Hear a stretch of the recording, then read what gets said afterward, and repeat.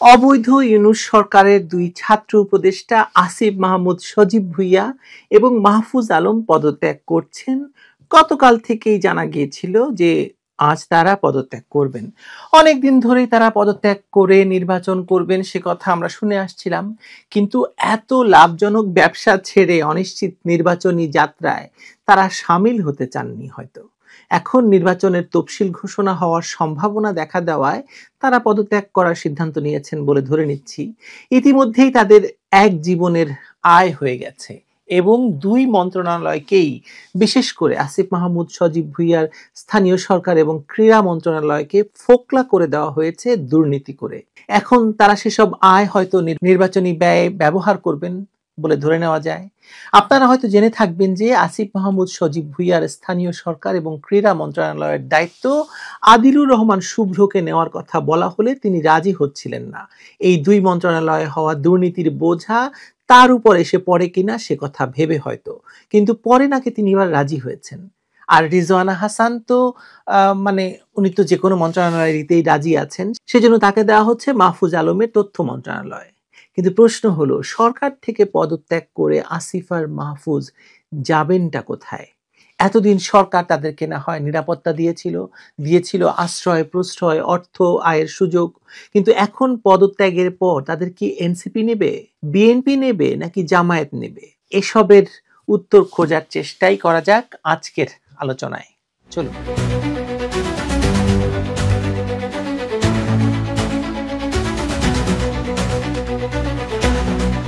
সরকার নাকি শেষ পর্যন্ত জাতীয় নির্বাচনের ঘোষণা দিয়েই দিচ্ছে, যদিও আমি এখনো মনে করি নির্বাচনের তফসিল ঘোষণা হবে কয়েকবার, একবার নয়। ঠিক আছে, এটা নিয়ে আলোচনা করব পরে। এরই মধ্যে অন্তর্বর্তী সরকারের দুজন ছাত্র প্রতিনিধি মাহফুজ আলম এবং আসিফ মাহমুদ সজীব ভুঁইয়া আজ বুধবারই উপদেষ্টা পদ ছাড়তে পারেন বলে সরকারের কয়েকটি দায়িত্বশীল সূত্র জানিয়েছিল গতকালই।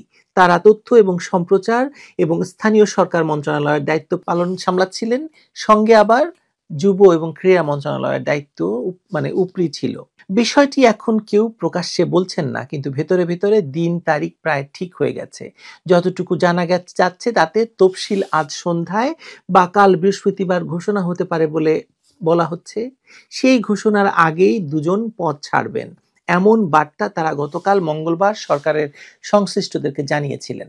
একই দিনে আসিফ মাহমুদ দুপুর ৩টায়, আপনারা যখন এই ভিডিওটি দেখছেন সেদিন দুপুর ৩টায় সচিবালয়ে সংবাদ সম্মেলনের ডাক দিয়েছেন, যা পুরো পরিস্থিতিকে আরো জোরালো ইঙ্গিতের দিকে ঠেলে দিচ্ছে। স্থানীয় সরকার মন্ত্রণালয়ের জনসংযোগ কর্মকর্তার পাঠানো বিজ্ঞপ্তিতে বলা হয়েছে তিনি সমসাময়িক বিষয় নিয়ে কথা বলবেন।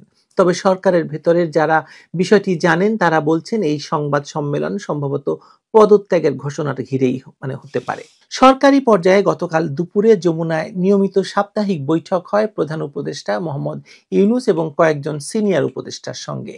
সেখানেই প্রথম স্পষ্টভাবে উঠে আসে যে দুই ছাত্র প্রতিনিধির পদত্যাগের সিদ্ধান্ত হয়েছে। সন্ধ্যার পর দায়িত্বশীল ব্যক্তিরা নিশ্চিত হন যে তারা বুধবারই পদ ছাড়ছেন। এই আলোচনা নতুন কিছু নয়। সেপ্টেম্বরের মাঝামাঝি থেকেই সরকারের শীর্ষ পর্যায়ে তাদের ইঙ্গিত দিয়েছিল যে তফসিল সামনে এলে উপদেষ্টা পরিষদে থাকা উচিত হবে না তাদের আর, কারণ ছাত্র আন্দোলনের নেতৃত্ব দিয়ে সরকারে এলেও নির্বাচনের সময় তাদের ওই অবস্থান প্রশ্ন তুলতে পারে। তখন তারা আরো কিছু সময় চেয়েছিলেন। মাহফুজ আলম তো সরকার শেষ হওয়া পর্যন্ত থাকতে চাওয়ার কথাও বলেছিলেন, এমনকি তিনি নির্বাচনে নাও লড়তে পারেন এমনটাও জানিয়েছিলেন। তাগাদা আবার আসে গত মাসে। অন্তর্বর্তী সরকারের ভেতরে একটা সাধারণ মত তৈরি হয় যে তফসিল ঘোষণার পর দুই ছাত্র প্রতিনিধির উপদেষ্টা পদে থাকা বিব্রতকর হবে। তারা ভোটে নামুন বা না নামুন, পদত্যাগী হবে স্বচ্ছ অবস্থান। শেষ পর্যন্ত সরকারের সেই মনোভাব হয়তো এখন বাস্তবে রূপ নিতে যাচ্ছে। দুজনের সঙ্গেই মিডিয়া যোগাযোগের চেষ্টা করেছিল, কিন্তু তারা ফোন ধরেননি বা বার্তার উত্তর দেননি। এখন একটু পেছনের গল্প বলি আপনাদের। গত বছর অর্থাৎ 2024 সালের 5 আগস্ট শেখ হাসিনা সরকারকে উৎখাতের পর 8ই আগস্ট অন্তর্বর্তী সরকার গঠিত হয়। সেই সরকারে জুলাইয়ের সন্ত্রাসে নেতৃত্ব দেওয়া 3 ছাত্রনেতা জায়গা পান। নাহিদ ইসলাম তথ্য এবং সম্প্রচার মন্ত্রণালয় পেয়েছিলেন, পরে পদ ছাড়েন, নতুন দল জাতীয় নাগরিক পার্টির আহ্বায়ক হন। তার জায়গায় সেই মন্ত্রণালয়ের দায়িত্ব পান মাহফুজ আলম, যাকে ডক্টর মোহাম্মদ ইউনূস আমেরিকায় নিয়ে গিয়ে মাস্টার মাইন্ড বলে পরিচয় করিয়ে দিয়েছিলেন জুলাই সন্ত্রাসের। আসিফ মাহমুদ প্রথমে শ্রম মন্ত্রণালয়ের দায়িত্ব ছিলেন, পরে আসেন স্থানীয় সরকারে এবং তাকে দেওয়া হয় উপরি হিসাবে যুব এবং ক্রীড়া মন্ত্রণালয়। গল্প এখানে থেমে নেই। এই দুইজন যে কেবল সরকারে ছিলেন তা নয়, তাদের রাজনৈতিক গতিপথও এখনো নানা মুখে আলোচনার কেন্দ্রে অবস্থান করছে। আসিফ মাহমুদ আগেই জানিয়েছিলেন তিনি ঢাকার কোনো আসন থেকেই ভোট করতে চান। নভেম্বরের ৯ তারিখে তিনি ভোটার এলাকা পাল্টে ধানমন্ডিতে আবেদনও করেন। ফলে ঢাকা ১০, ধানমন্ডি, কলাবাগান, নিউ মার্কেট এবং হাজারীবাগ থেকে তার প্রার্থী হওয়ার জোর গুঞ্জন ছড়ায়। এমনকি বিএনপির সঙ্গে যোগাযোগ বা সমঝোতার কথাও বের হয় বিভিন্ন মহলে। পরে দেখা গেল বিএনপি ওই আসনে নিজস্ব প্রার্থী ঘোষণা করায় তার সেই পথ কার্যত বন্ধ হয়ে গেছে। এখন তিনি স্বাধীনভাবে লড়বেন নাকি অন্য কোনো দলে যাবেন সেটা এখনো পরিষ্কার নয়। আর মাহফুজ আলমের ক্ষেত্রে গল্পটা আরেকটু জটিল। তার গ্রামের বাড়ি লক্ষ্মীপুর ১ আসনে। বিএনপি দীর্ঘদিন ধরে সেখানে প্রার্থী ঘোষণা করেনি, ফলে একসময় আলোচনা ছিল যে সমঝোতার মাধ্যমে মাহফুজকে সেখানে দেখা যেতে পারে।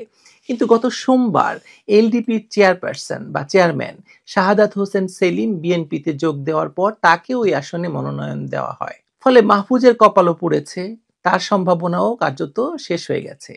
এদিকে এনসিপি সহ কয়েকটি দল নতুন জোট গঠনের উদ্যোগ নিয়েছে। গত রোববার এনসিপি, এবি পার্টি এবং রাষ্ট্র সংস্কার আন্দোলন মিলে নতুন একটি জোটের ঘোষণা দিয়েছে। এনসিপি এখন নিজেদের প্রার্থীদের তালিকা চূড়ান্ত করছে।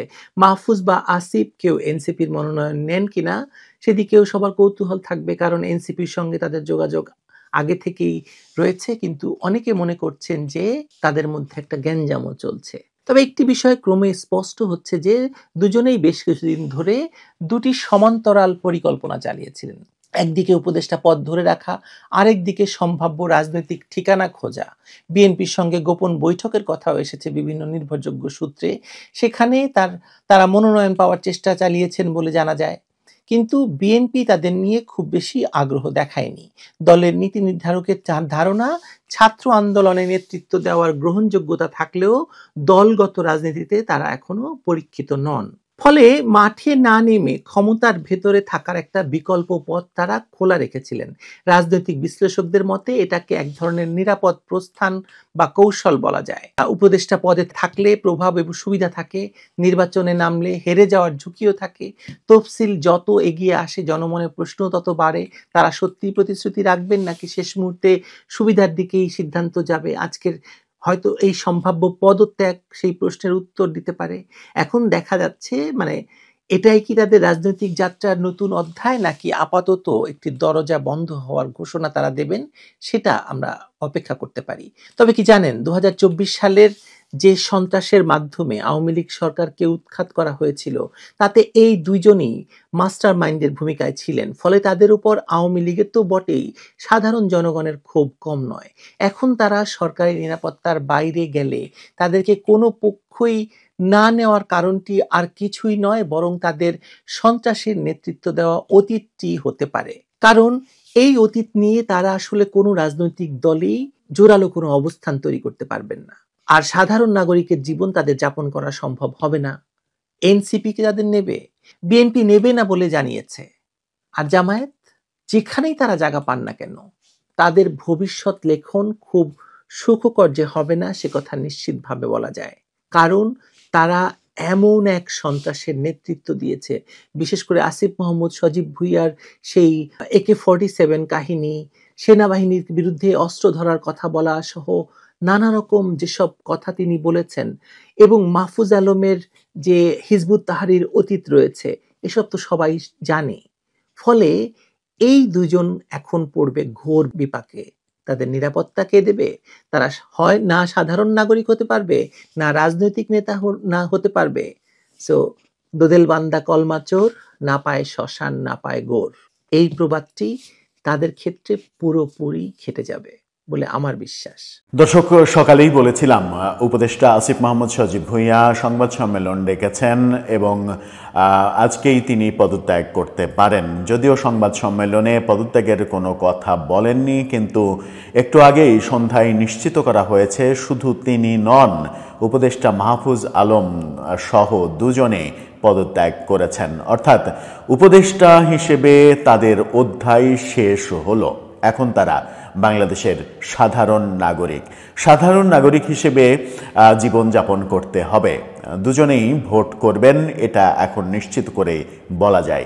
কিন্তু যে মুহূর্তে দুজনই ভোট করবেন বলে আমরা নিশ্চিত হতে পারছি, ঠিক সেই সময়ে এটাও দেখতে পাচ্ছি যে তাদের যে দুই আসন, সেই দুই আসনে বিএনপি কিংবা বিএনপির সমমনা জোটের প্রার্থী রয়েছে। তাহলে কোন দল থেকে নির্বাচন করবেন তারা? এনসিপিতেই কি শেষ পর্যন্ত যোগ দেবেন? এনসিপিতে যোগ দেয়া নিয়ে যথেষ্ট তাদের মধ্যে মনোমালিন্য আছে। এনসিপি কয়েক ভাগে বিভক্ত হয়ে গেছে অনানুষ্ঠানিকভাবে। সেরকম পরিস্থিতিতে তারা কি নিরপেক্ষ নির্বাচন করবেন, স্বতন্ত্র প্রার্থী হিসেবে নির্বাচন করবেন? এই ব্যাপারগুলো এখনও রয়েছে ধোঁয়াশাপূর্ণ। চলুন একটু ভেতরে ঢুকে বোঝার চেষ্টা করি আসিফ মাহমুদ সজীব ভুঁইয়া এবং মাহফুজ আলম কোন পথে হাঁটছেন। আসিফ মাহমুদ সজীব ভুঁইয়া এবং মাহফুজ আলম পদত্যাগ করেছেন। আজকের পত্রিকার এই শিরোনামটা দেখলেই বুঝতে পারবেন। সেখানে বলা হচ্ছে পদত্যাগ করেছেন উপদেষ্টা আসিফ ও মাহফুজ। সেখানে বলা হচ্ছে যে আজকে বুধবার সন্ধ্যায় প্রধান উপদেষ্টা ডক্টর ইউনূসের সরকারি বাসভবন যমুনায় গিয়ে তারা পদত্যাগপত্র জমা দিয়েছেন। প্রধান উপদেষ্টার কার্যালয়ের একটি নির্ভরযোগ্য সূত্র এই তথ্য নিশ্চিত করেছে। পদত্যাগপত্র জমা দেওয়ার পর দুই উপদেষ্টা প্রধান উপদেষ্টার সঙ্গে কথা বলেছেন। সেখানে প্রধান উপদেষ্টার প্রেস সচিব শফিকুল আলমও উপস্থিত ছিলেন। প্রধান উপদেষ্টার কার্যালয়ের সূত্র আসিফ মাহমুদ ও মাহফুজ আলম প্রধান উপদেষ্টার সঙ্গে বৈঠক করেছেন বলে বলেছেন। বৈঠকের বিষয়ে তারা সাংবাদিকদের জানাবেন, এমনটাও বলেছেন। এদিকে প্রধান উপদেষ্টার প্রেস উইং থেকে সাংবাদিকদের জানানো হয়েছে সন্ধ্যার পরে রাষ্ট্রীয় অতিথি ভবন যমুনার সামনে সংবাদ সম্মেলন করা হবে, তবে সেখানে কে বক্তব্য দেবেন তা জানানো হয়নি। তফসিল ঘোষণার সম্ভাব্য সময় জানানোর পর থেকে স্থানীয় সরকার, পল্লী উন্নয়ন ও সমবায় উপদেষ্টা আসিফ মাহমুদ সজীব ভুঁইয়া, তথ্য সম্প্রচার উপদেষ্টা মাহফুজ আলম শিগগিরই পদত্যাগ করবেন এরকমটা মনে হচ্ছিল। আজকে যেটা হয়েছে সেটা হচ্ছে যে আসিফ মাহমুদ সজীব ভুঁইয়া তার মন্ত্রণালয়ে বিকেল ৩টায় সাংবাদিক সম্মেলন ডেকেছিলেন।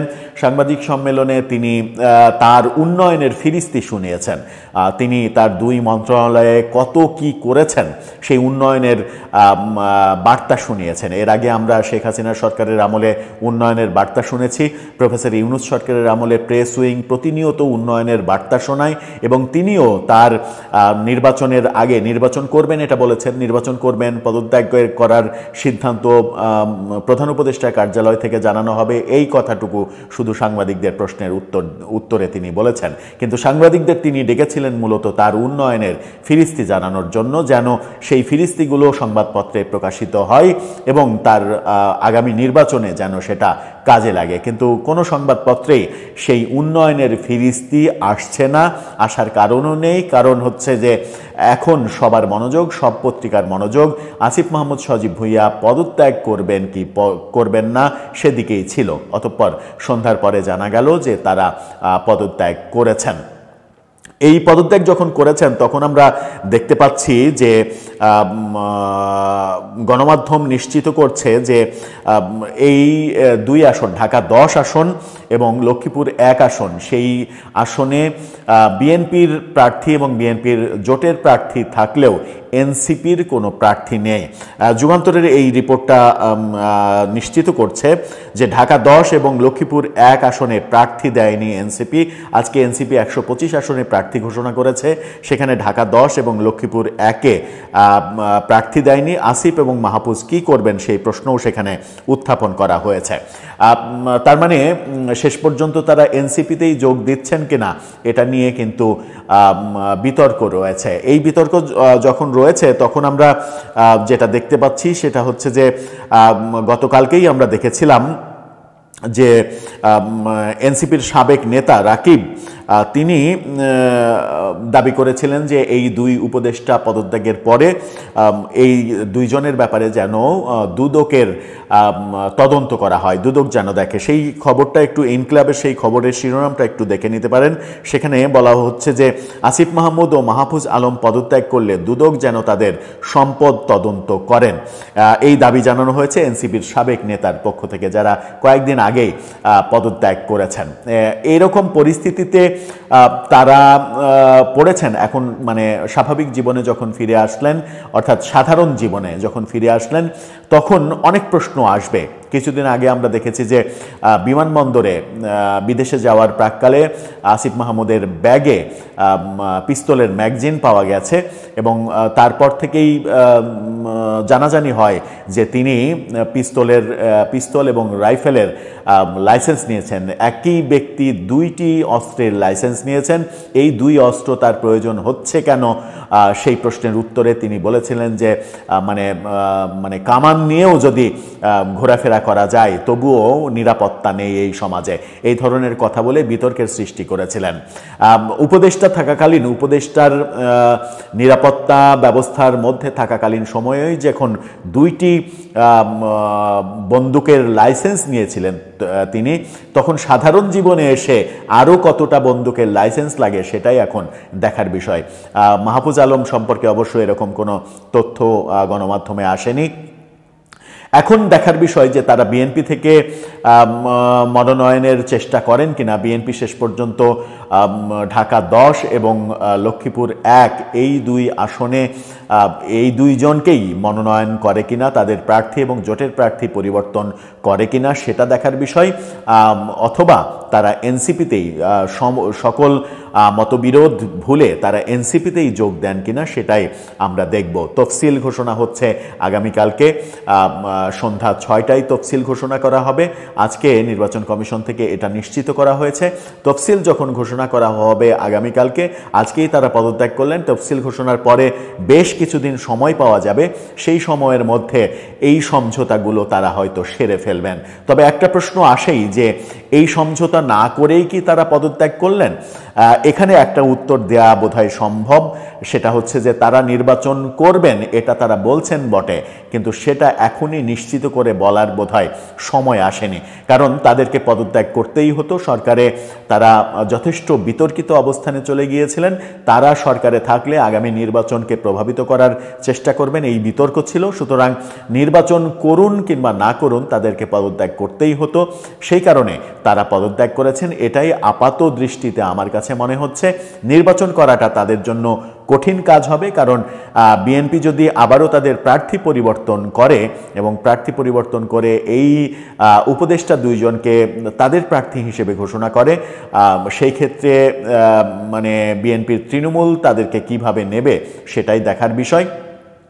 অবশ্য ধানের শীষ প্রতীক থাকলে বিজয়ী হয়ে আসা অনেক সহজ হবে, কিন্তু তারা যদি স্বতন্ত্র নির্বাচন করতে চান কিংবা এনসিপির শাপলাকলি নিয়ে নির্বাচন করতে চান, তাহলে তাদের এই দুই আসনে বিজয়ী হয়ে আসা অনেক বেশি কষ্টসাধ্য, প্রায় অসম্ভব ব্যাপারে পরিণত হতে পারে। দর্শক, আপনার ভাবনা কি এ ব্যাপারে জানিয়ে লিখতে পারেন আমাদের কমেন্ট বক্সে।